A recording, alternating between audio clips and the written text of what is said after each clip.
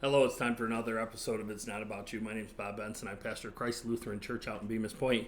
We've been talking about how uh, our life as a Christian really isn't about us. Even our salvation's not about us. Our salvation, we do benefit from. We know that we're going to spend an eternity with Jesus Christ in heaven, okay? But that's not the primary reason that God draws us into that relationship. He draws us into that relationship so that we can glorify Him, that He's glorified through our salvation. And we're constantly going around glorifying God for what He's done in our lives. Our primary example of selflessness, and really it's hard because we live in a society that is so selfish. To be selfless, the primary example that we have is Jesus. His sacrifice on the cross, representing the ultimate act of putting others before yourself. Here he was, the most powerful being on this planet, and he never used any of that power to benefit himself. He always used it to benefit other people.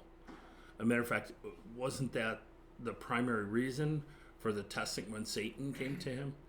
He tempted him to use his power to benefit himself, and he wouldn't do that. As a matter of fact, he quoted from Deuteronomy back to Satan to rebuff him. So we need to love our neighbors as ourselves. And that's a hard concept. When we see our neighbors suffering, do we pitch in to help them? I mean, if we're hungry, what do? We go to the refrigerator and get something to eat.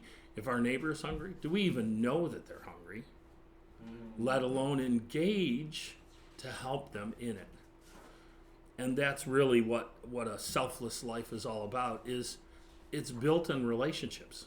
We have relationships with people, and through those relationships, we know where they're hurting, and we can try and engage in that and help them through that. There's a lot of verses in the Bible highlighting this whole concept. Philippians 2, 3, and 4.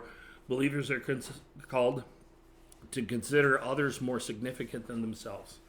Matthew 20, 28, Jesus says that he came not to be served, but to serve.